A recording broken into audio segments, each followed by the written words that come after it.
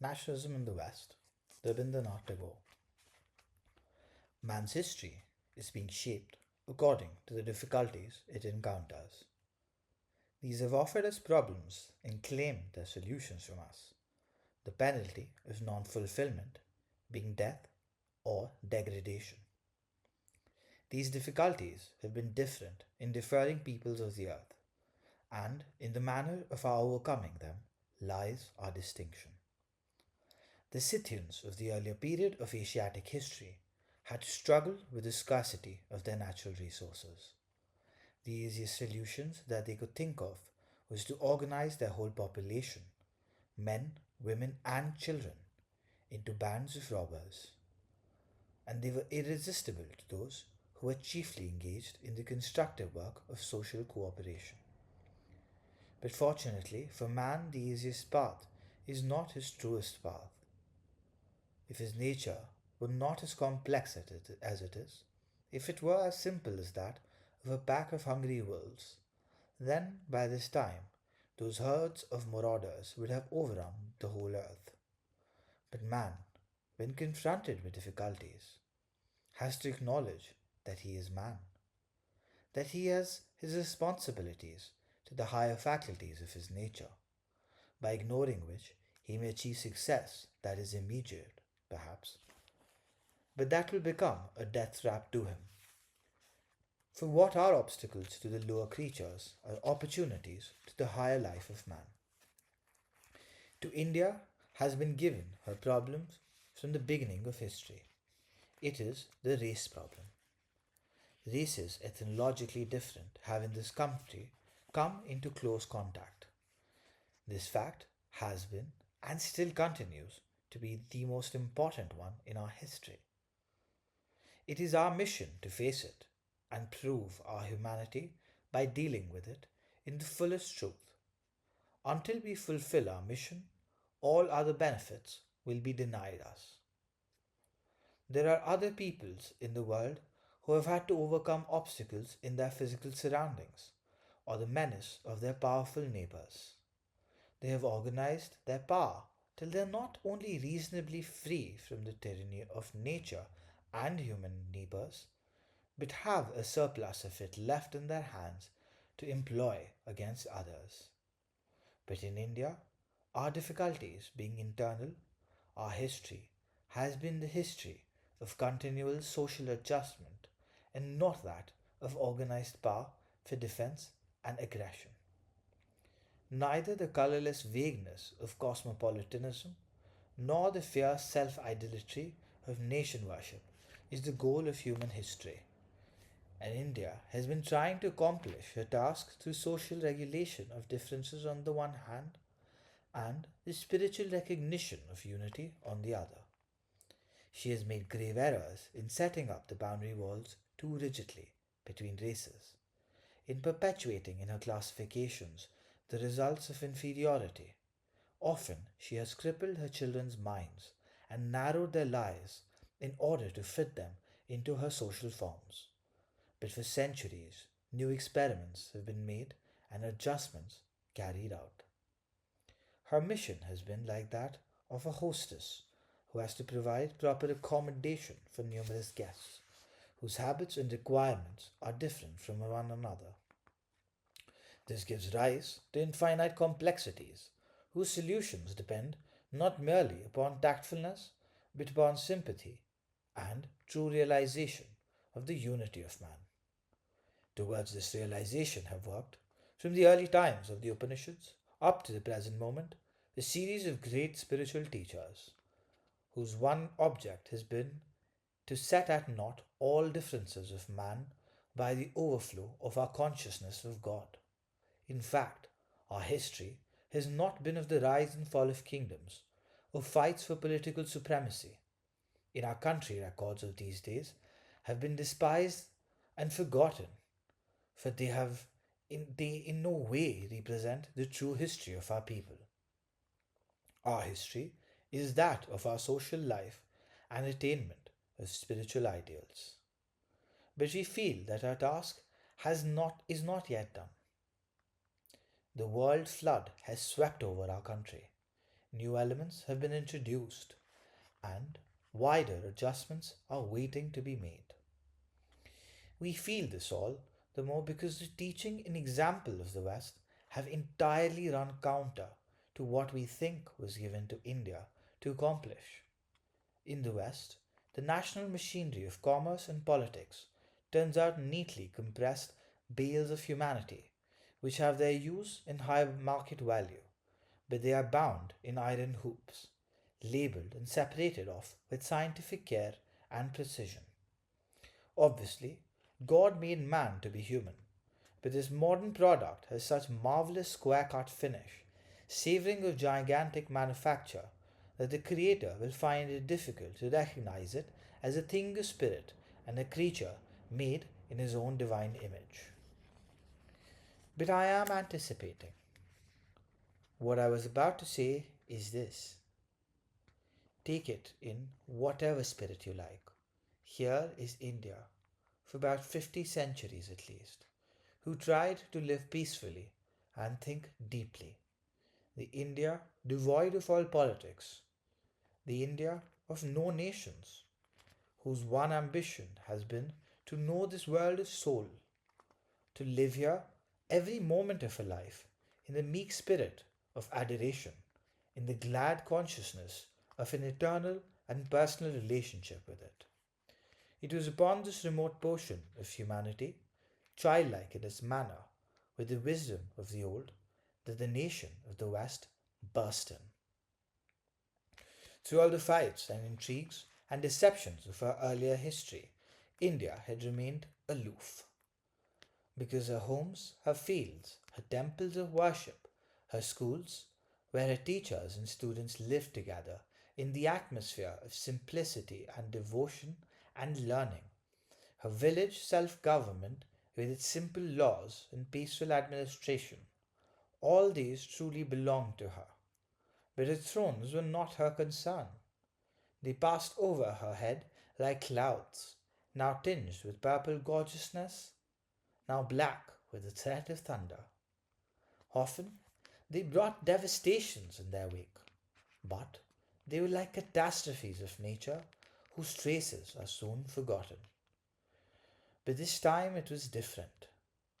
It was not a mere drift over her surface of life, drift of cavalry and foot soldiers, richly caparisoned elephants, white tents and canopies, strings of patient camels bearing the loads of royalty, bands of kettle drums and flutes, marble domes of mosques, palaces, and tombs, like the bubbles of the foaming wine of extravagance, stories of treachery and loyal devotion, of changes of fortune, of dramatic surprises of fate. This time it was the nation of the West driving its tentacles of machinery deep down into the soil. Therefore, I say to you, it is we who are called as witnesses to give evidence as to what our nation has been to humanity. We had known the hordes of Mughals and Pathans who invaded India, but we had known them as human races with their own religions and customs, likes and dislikes. We had never known them as a nation. We loved and hated them as the occasions arose. We fought for them and against them, talked with them in a language which was theirs as well as our own, and guided the destiny of the empire in which we had our active share. But this time we had to deal not with kings, not with human races, but with a nation. We who are no nation ourselves. Now let us, from our own experience, answer the question: what is this nation? A nation, in the sense of the political and economic union of a people, is that aspect which a whole population assumes when organized for a mechanical purpose. Society, as such, has no ulterior purpose. It is an end in itself. It is a spontaneous self expression of man as a social being. It is a natural regulation of human relationships so that men can develop ideals of life in cooperation with one another. It has also a political side, but this is only for a special purpose. It is for self preservation. It is merely the side of power, not of human ideals. And in the early days, it had its separate place in society, restricted to the professionals. But when, with the help of science and the perfecting of organization, this power begins to grow and brings in harvest of wealth, then it crosses its boundaries with amazing rapidity. For then it goads all its neighbouring societies with greed of material prosperity and consequent mutual jealousy, and by the fear of each other's growth into powerfulness. The time comes when it can stop no longer, for the competition grows keener, organization grows vaster, and selfishness attains supremacy. Trading upon the greed and fear of man, it occupies more and more space in society, and at last becomes its ruling force. It is just possible that you have lost through habit the consciousness that the living bonds of society are breaking up and giving place to merely mechanical organization. But one sees signs of it everywhere. It is owing to this that war has been declared between man and woman, because the natural thread is snapping, which holds them together in harmony.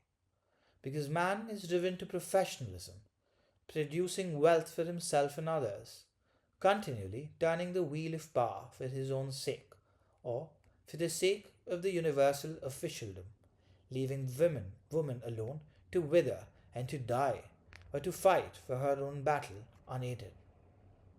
And thus there, where cooperation is natural, has intruded competition.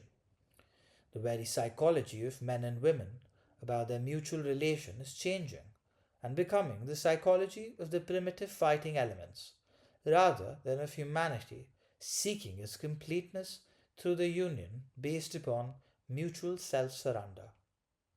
For the elements which have lost their living bond of reality have lost the meaning of their existence. Like gaseous particles forced into a too narrow space, they come in continual conflict with each other till they burst the very arrangement which holds them in bondage.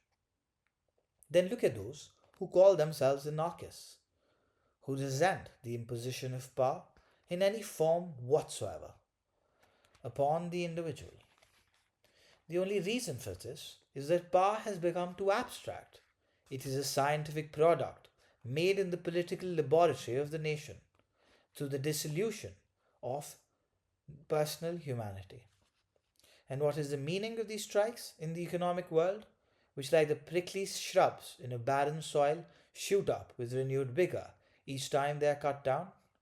What but the wealth producing mechanisms is incessantly growing into vast stature, out of proportion to all other needs of society, and the full reality of man is more and more crushed under its weight. This state of things inevitably gives rise to eternal feuds among the elements freed from the wholeness and wholesomeness of human ideals.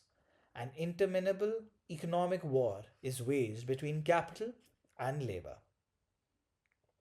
For greed of wealth and power can never have a limit, and compromise of self interest can never attain the final spirit of reconciliation. They must go on breeding jealousy and suspicion to the end which only comes through some sudden catastrophe or a spiritual rebirth. When this organization of politics and commerce, whose other name is the nation, becomes all powerful at the cost of the harmony of the higher social life, then it is an evil day for humanity. When a father becomes a gambler and his obligations to his family take the secondary place in his mind, then he is no longer a man, but an automaton led by the power of greed. Then he can do things which, in his normal state of mind, he would be ashamed to do. It is the same thing with society. When it allows itself to be turned into a perfect organization of power, then there are few crimes it is unable to perpetrate, because success is the object and justification of a machine, while goodness only is the end and purpose of man. When this engine of organization begins to attain a vast size, and those who are mechanics are made into parts of the machine, then the personal man is eliminated to a phantom. Everything becomes a revolution of policy carried out by the human parts of the machines, with no twinge of pity or moral responsibility. It may happen that even through this apparatus, the moral nature of man tries to assert itself, but the whole series of ropes and pulleys creak and cry. The forces of the human heart become entangled among the forces of the human automaton, and only with difficulty can the moral purpose transmit itself into some tortured shape of result. This abstract being, the nation, is ruling India. We have seen in our country some brand of tinned food advertised as entirely made and packed without being touched by a hand. This description applies to the governing of India, which is as little touched by the human hand as possible. The governors need not know our language, need not come into personal touch with us, except as officials. They can aid or hinder our aspirations from a disdainful distance. They can lead us on a certain path of policy and then pull us back again with the manipulation of office red tape. The newspapers of England, in whose columns London street accidents are recorded with some decency of pathos, need take but the scantiest notice of calamities which happen in India over areas of land sometimes larger than the British Isles. But we, who are governed, are not a mere abstraction. We, on our side, are individuals with living sensibilities. What comes to us in the shape of a mere bloodless policy may pierce into the very core of our life, may threaten the whole future of our people with a perpetual helplessness of emasculation, and yet may never touch the chord of humanity on the other side, or touch it in the most inadequate, feeble manner. Such wholesome and universal acts of fearful responsibility man can never perform with such a degree of systematic awareness, where he is an individual human being. These only become possible where the man is represented by an octopus of abstractions, sending out its wriggling arms in all directions of space, and fixing its innumerable suckers even into the far-away future. In this reign of the nation, the governed are pursued by suspicions, and these are the suspicions of a tremendous mass of organized brain and muscle. Punishments are meted out which leave a trail of miseries across a large bleeding tract of the human heart. But these punishments are dealt by a mere abstract force, in which a whole population of a distant country has lost its human personality. I have not come here, however, to discuss the question as it affects my own country, but as it affects the future of all humanity. It is not a question of the British government, but of government by the nation which is the organized self-interest of a whole people, where it is least human and least spiritual. Our only intimate experience of the nation is with the British nation, and as far as the government by the nation goes, there are reasons to believe that it is one of the best. Then again, we have to consider that the West is necessary to the East. We are complementary to each other because of our different outlooks upon life, which have given us different aspects of truth. Therefore, if it be true that the spirit of the West has come upon our fields in the guise of a storm, it is nevertheless scattering living seeds that are immortal. And when in India we become able to assimilate in our life what is permanent in Western culture, we shall be in a position to bring about a reconciliation of these two great worlds. Then will come to an end the one sided dominance which is galling. What is more, we have to recognize that the history of India does not belong to one particular race, but to a process of creation to which various races of the world contributed: the Dravidians and the Aryans, the ancient Greeks and the Persians, the Mohammedans of the West and those of Central Asia. Now, at last, has come the turn of the English to become true to this history and bring to it the tribute of their life. And we neither have the right nor the power to exclude this people from the building of the destiny of India. Therefore, what I say about the nation has more to do with the history of man than especially with that of India. This history has come to a stage when the moral man, the complete man, is more and more giving way, almost without knowing it, to make room for the political and the commercial man, the man of the limited purpose. This process, aided by the wonderful progress in science, is assuming gigantic proportion and power, causing the upset of man's moral balance, obscuring his human side under the shadow of soulless organization. We have felt its iron grip at the root of our life, and for the sake of humanity we must stand up and give warning to all that this nationalism is a cruel epidemic of evil that is sweeping over the human world of the present age and eating into its moral vitality.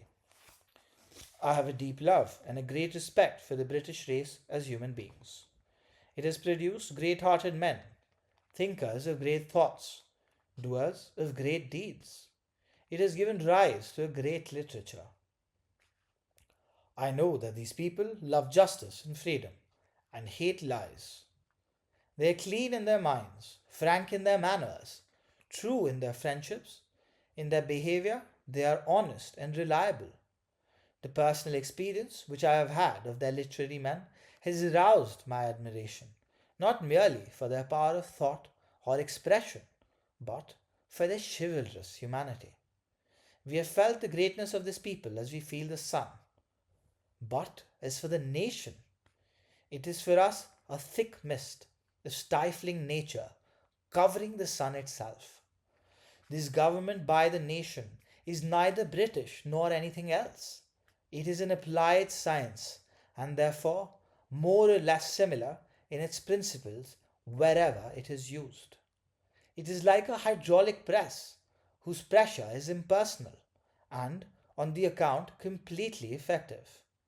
The amount of its power may vary in different engines. Some may even be driven by hand, thus leaving a margin of comfortable looseness in their tension.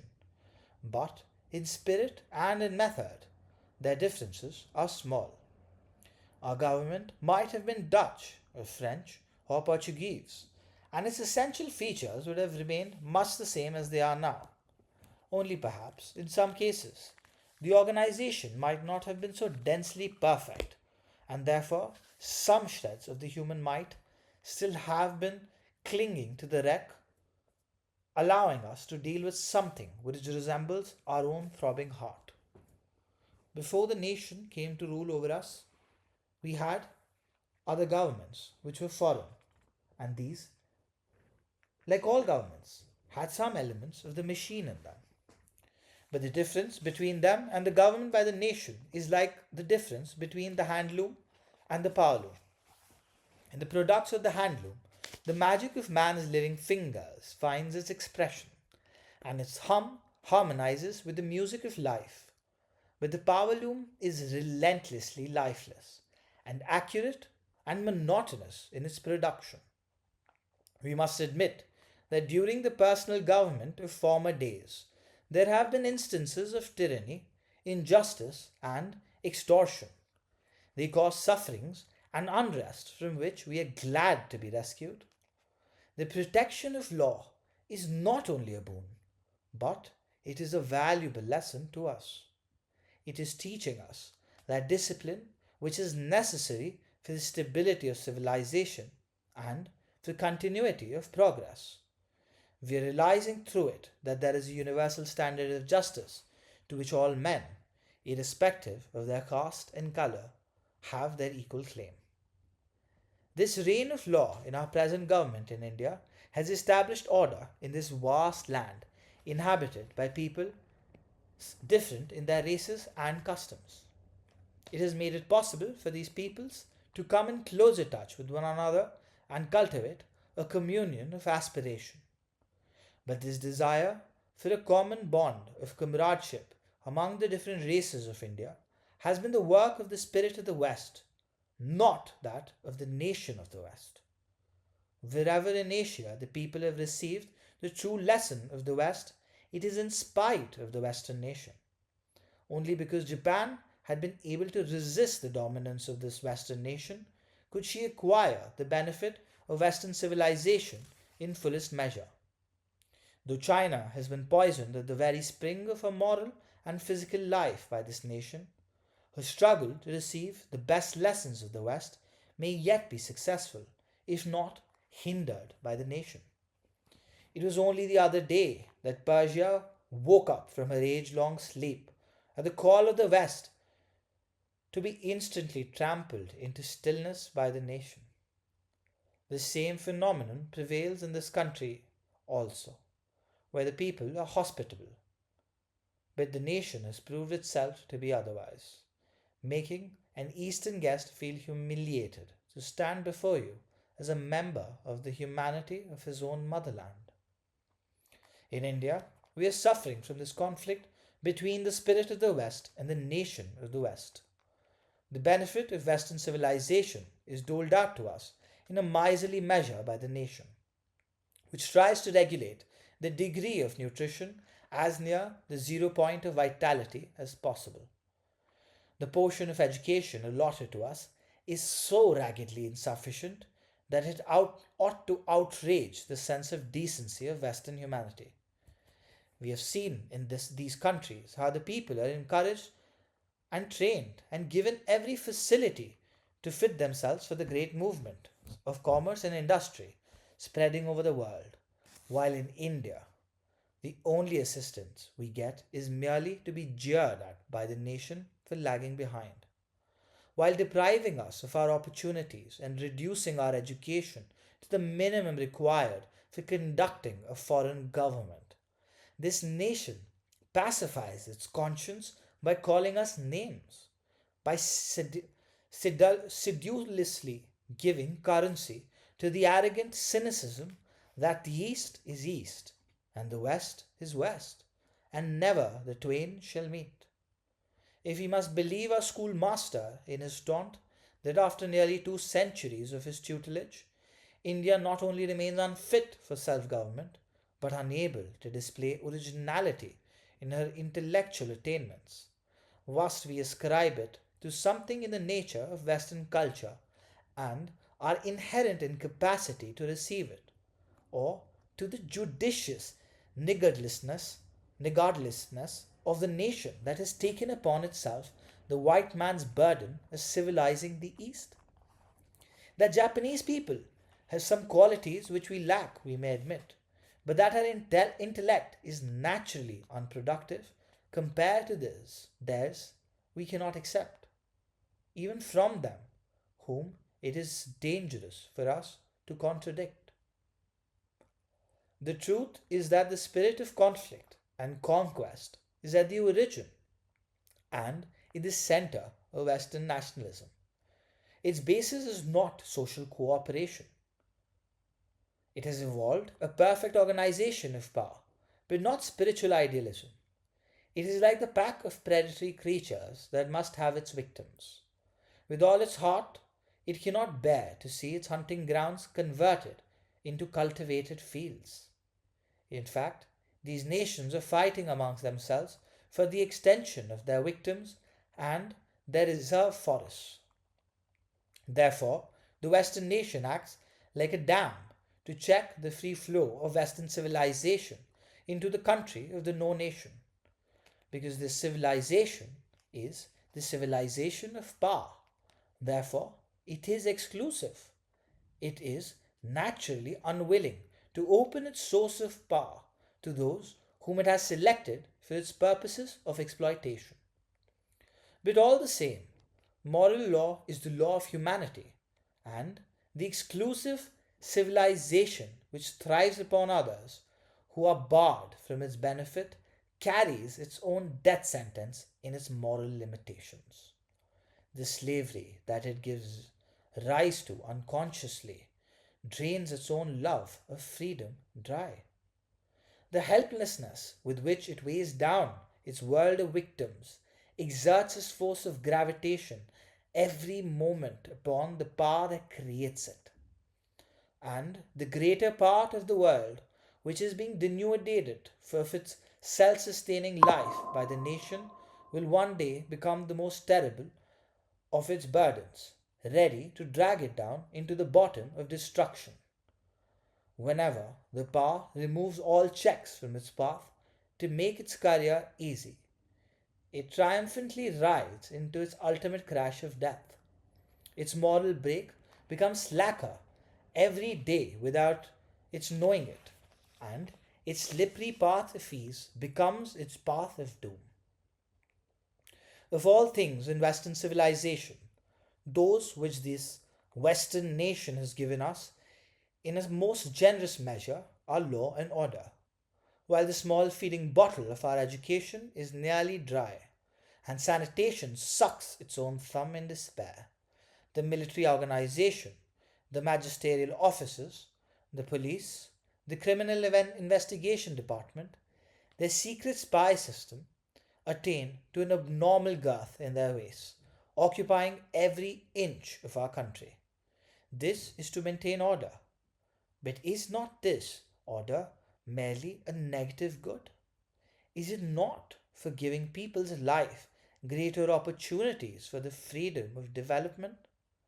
Its perfection is the perfection of an eggshell, whose true value lies in the security it affords to the chick and its nourishment, and not in the convenience it offers to the person at the breakfast table. Mere administration is unproductive. It is not creative, not being a living thing. It is a steamroller, formidable in its weight and power, having its uses, but it does not help the soil to become fertile. After its enormous toil, it comes to offer us its boon of peace. We can but murmur under our breath that peace is good, but not more so than life, which is God's own great boon. On the other hand, our former governments were woefully lacking in many of the advantages of the modern government. But because those were not the governments by the nation, their texture was loosely woven, leaving big gaps through which our own life sent its threads and imposed its designs. I am quite sure in those days we had things that were extremely distasteful to us. But we know that when we walk barefooted upon ground strewn with gravel, our feet come gradually to adjust themselves to the caprices of the inhospitable earth, while if the tiniest particle of gravel finds its lodgment inside our shoes, we can never forget and forgive its intrusion. And these shoes are the government by the nation. It is tight.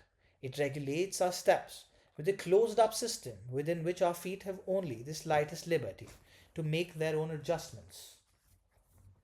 Therefore, when you produce your statistics to compare the number of gravels which our feet had to encounter in former days with the paucity in the present regime, they hardly touch the real point.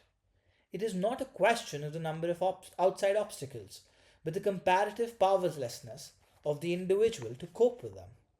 This narrowness of freedom is an evil which is more radical, not because of its quantity, but because of its nature.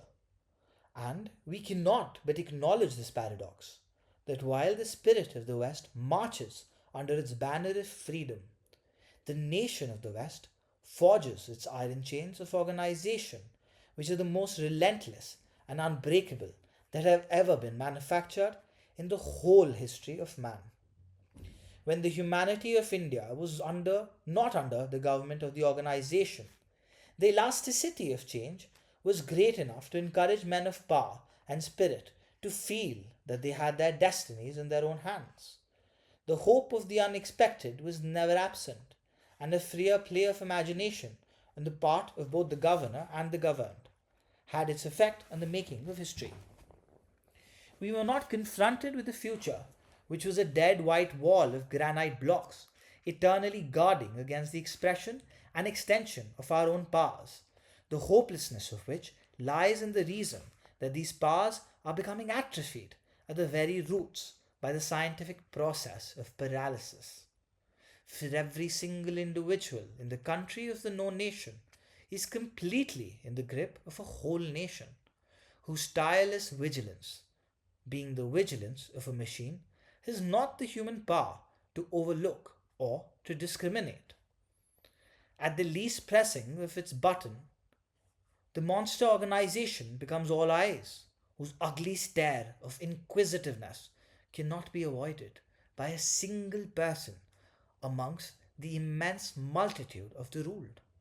At the least turn of its screw, but the fraction of an inch, the grip is tightened to the point of suffocation around every man, woman, and child of a vast population for whom no escape is imaginable in their own country or even in any country outside their own. It is the continual and stupendous dead pressure of the inhuman upon the living human under which the modern world is groaning. Not merely the subject races, but you who live under the delusion that you are free are every day sacrificing your freedom and humanity to this fetish of nationalism, living in a dense, poisonous atmosphere of worldwide suspicion and greed and panic. I have seen in Japan the voluntary submission of the whole people to the trimming of their minds and clipping of their freedoms by their government, which, though through various educational agencies, regulates their thought, manufactures their feelings, becomes suspiciously watchful when they show signs of inclining towards the spiritual, leading them through a narrow path not towards what is true, but what is necessary for the complete welding of them into one uniform mass according to its own recipe. The people accept this all pervading mental slavery with cheerfulness and pride, because of their nervous desire to turn themselves into a machine of power called the nation, and emulate other machines in their collective worldliness. When questioned as to the wisdom of its course, the newly converted fanatic of nationalism answers that, so long as nations are rampant in this world, we have not the option freely to develop our highest humanity. We must utilize every faculty that we possess to resist the evil by assuming it ourselves in the fullest degree. For the only brotherhood possible in the modern world is the brotherhood of hooliganism. The recognition of the fraternal bond of love between Japan and Russia, which has lately been celebrated with an immense display of rejoicing in Japan, was not owing to any sudden recrudescence of the spirit of Christianity or of Buddhism, but it was a bond established according to the modern faith in a surer relationship of mutual menace of bloodshedding. Yes, one cannot but acknowledge that these facts are the facts of the world, of the nation, and the only moral of it is that all the peoples of the earth should strain their physical, moral, and intellectual resources to the utmost to defeat one another in the wrestling match of powerfulness. In ancient days, Sparta paid all her attention to becoming powerful. She did become so by crippling her humanity and died of the amputation. But it is no consolation to us to know that the weakening of humanity from which the present age is suffering is not limited to the subject races, and that its ravages are even more radical because insidious and voluntary in peoples who are hypnotized into believing that they are free. This bartering of your higher aspirations of life for profit and power has been your own free choice, and I leave you there at the wreckage of your soul, contemplating your protuberant prosperity. But will you never be called to answer for organizing the instincts of self aggrandizements of whole peoples into perfection and calling it good? I ask you, what disaster has there ever been in the history of man, in its darkest period, like this terrible disaster of the nation, fixing its fangs deep into the naked flesh of the world, taking permanent precautions against its natural relaxation? You, the people of the West, who have manufactured this abnormality, can you imagine the desolating despair of this haunted world of suffering man, possessed by the ghastly abstraction of the organizing man? Can you put yourself into the position of the peoples who seem to have been doomed to an eternal damnation of their own humanity, who not only must suffer continued curtailment of their manhood, but even raise their voices in paeans of praise for the benignity of a mechanical apparatus in its interminable parody of providence? Have you not seen, since the commencement of the existence of the nation, that the dread of it has been the one goblin dread with which the whole world has been trembling? Wherever there is a dark corner, there is the suspicion of its secret malevolence, and people live in a perpetual distrust of their back where they have no eyes. Every sound of a footstep, every rustle of movement in the neighborhood sends a thrill of terror all around. And this terror is the parent of all that is base in man's nature. It makes one almost openly unashamed of inhumanity. Clever lies become matters of self congratulation. Solemn pledges become a farce, laughable for their very solemnity. The nation, with all its paraphernalia of power and prosperity, its flags and pious hymns, its blasphemous prayers in the churches, and the literary mock thunders of its patriotic bragging, cannot hide the fact that the nation is the greatest evil for the nation, that all its precautions are against it, and any new birth of its fellow in the world is always followed in its mind by the dread of a new peril. Its one wish is to trade on the feebleness of the rest of the world, like some insects that are bred in the paralyzed flesh of victims kept just enough alive to make them toothsome and nutritious.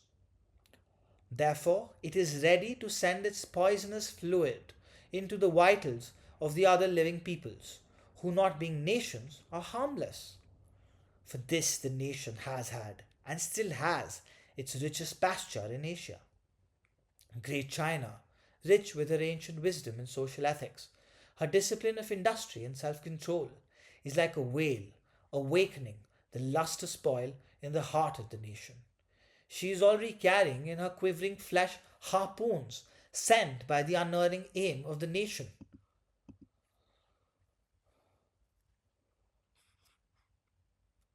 The creature of science and selfishness. Her pitiful attempts to shake off her traditions of humanity, her social ideals, and spend her last exhausted resources in drilling herself into modern efficiency is thwarted at every step by the nation. It is tightening its financial ropes around her, trying to drag her upon the shore and cut her into pieces, and then go and offer public thanksgiving to God for the supporting the one existing evil and shattering the possibility of a new one. And for all this, the nation has been claiming the gratitude of history and all eternity for its exploitation, ordering its band of praise to be struck up from end to end of the world, declaring itself to be the salt of the earth, the flower of humanity, the blessing of God, hurled with all this force upon the naked skulls of the world of no nations. I know what your advice will be. You will say, form yourself into a nation and resist this encroachment of the nation. But is this the true advice, that of a man to a man? Why should this be a necessity? I could well believe you if you had said, be more good, more just, more true in your relation to man, control your greed, make your life wholesome in its simplicity, and let your consciousness of the divine in humanity be more perfect in its expression. But must you say that it is not the soul but the machine which is of the utmost value to ourselves, and that man's salvation depends upon his disciplining himself into a perfection of the dead rhythm of wheels and counterwheels? That machine must be pitted against machine, and nation against nation, in an endless bullfight of politics? You say these machines will come into an agreement for their mutual protection, based upon a conspiracy of fear. But will this federation of steam boilers supply you with a soul which has her conscience and her God? What is it to happen to that larger part of the world where fear will have no hand in restraining you? Whatever safety they now enjoy, those countries of no nation, from the unbridled license of forge and hammer and turn screw, results from the mutual jealousy of the powers. But when, instead of being numerous separate machines, they become riveted into one organized gregariousness of gluttony, commercial and political, what remotest chance of hope will remain for those others who have lived and suffered, have loved and worshipped, have thought deeply and worked with meekness, but whose only crime has been that they have not organized? But you say, that does not matter. The unfit must go to the wall, they shall die, and this is science. No, for the sake of your own salvation, I say, they shall live, and this is truth. It is extremely bold of me to say so, but I assert that man's world is a moral world, not because we blindly agree to believe it, but because it is so in truth, which would be dangerous for us to ignore. And this moral nature of man cannot be divided into convenient compartments for his preservation. You cannot secure it for your home consumption with protective tariff walls, while in foreign parts making it enormously accommodating in its free trade of license. Has not this truth already come home to you now, when this cruel war has driven its claws into the vitals of Europe, when our hoard of wealth is bursting into smoke, and our humanity is shattered into bits on our battlefields? You ask in amazement, what has she done to deserve this?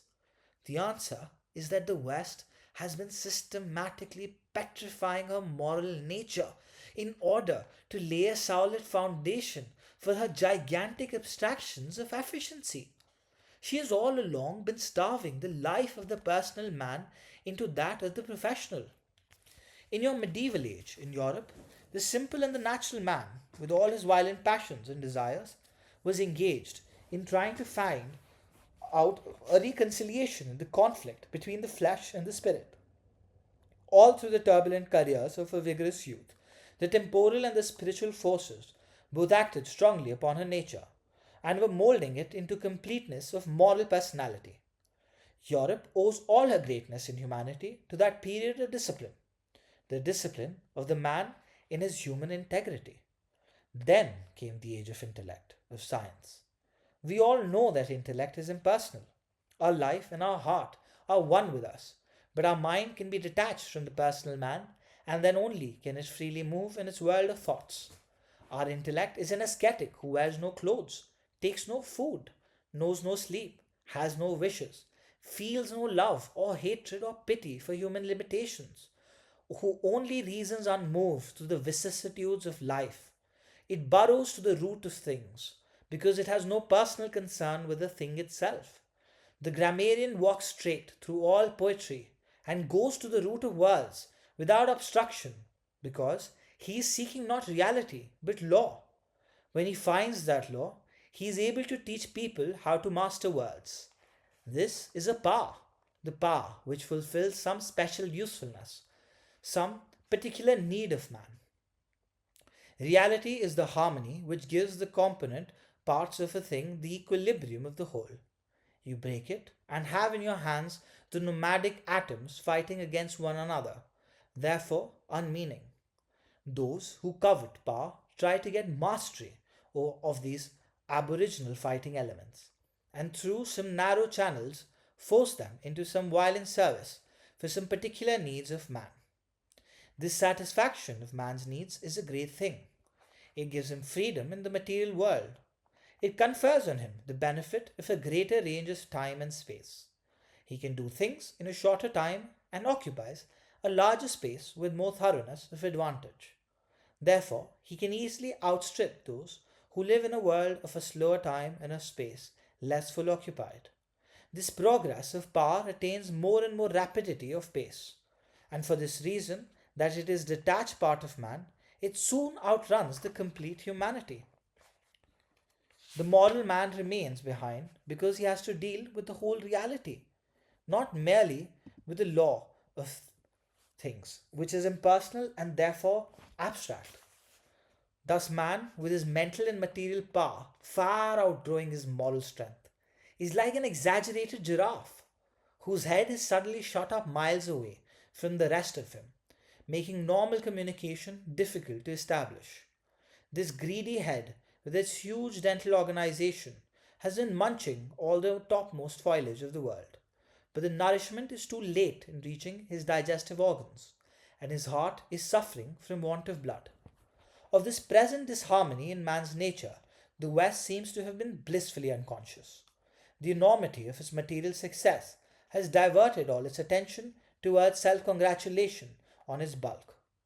The optimism of its logic goes on basing the calculations of its good fortune upon the indefinite prolongation of its railway lines towards eternity.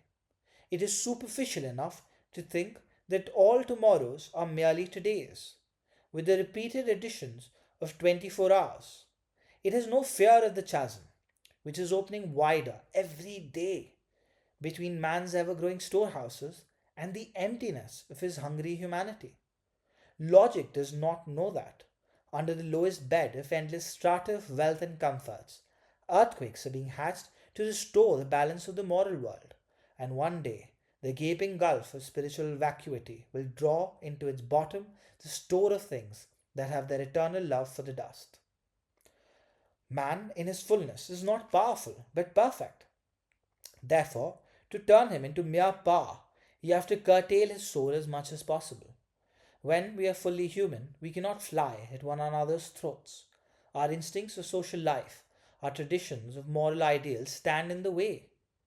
If you want me to take the butchering human beings, you must break up the wholeness of my humanity through some discipline which makes my will dead, my thoughts numb, my movements automatic, and then from the disillusion of the complex personal man will come out that abstraction, that destructive force which has no relation to human truth and therefore can be easily brutal or mechanical. Take away man from his natural surrounding, from the fullness of his communal life, with all its living associations of beauty and love and social obligations, and you will be able to turn him into so many fragments of a machine for the production of wealth on a gigantic scale. Turn a tree into a log and it will burn for you, but it will never bear living flowers and fruit. This process of dehumanizing has been going on in commerce and politics, and out of the long birth throes of mechanical energy has been born this fully developed apparatus of magnificent power and surprising appetite, which has been christened in the West as the nation. As I have hinted before, because of its quality of abstraction, it has, with the greatest ease, gone far ahead of the complete moral man. And having the conscience of a ghost and the callous perfection of an automaton, it is causing disasters with which the volcanic dissipations of the youthful moon would be ashamed to be brought into comparison.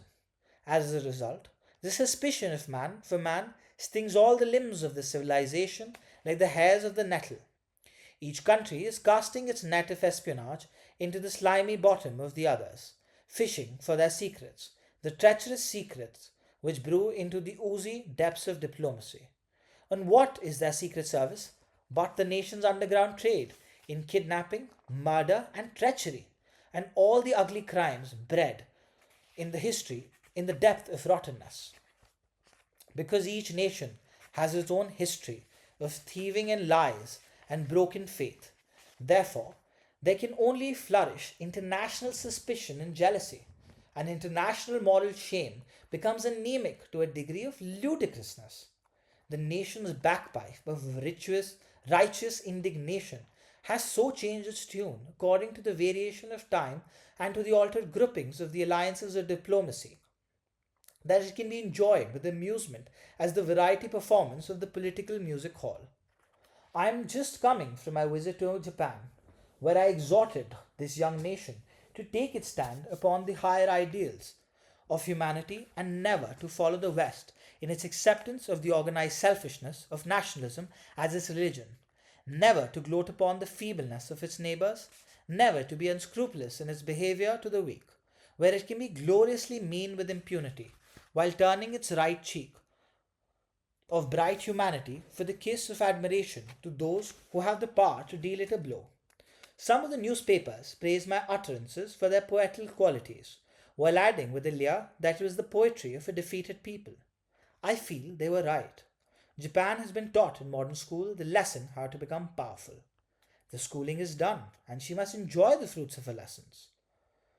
The West, in the voice of a thundering cannon, has said, at the door of Japan, let there be a nation. And there was a nation. And now that has come into existence, why do you not feel in your heart of hearts a pure feeling of gladness and say that it is good? Why is it that I saw in an English paper an expression of bitterness at Japan's boasting of a superiority of civilization? The thing that the British, along with other nations, have been carrying on for ages without blushing. Because the idealism of selfishness must keep itself drunk with a continual dose of self laudation. But the same vices, which seem so natural and innocuous in its own life, make it surprised and angry at their unpleasantness when seen in other nations.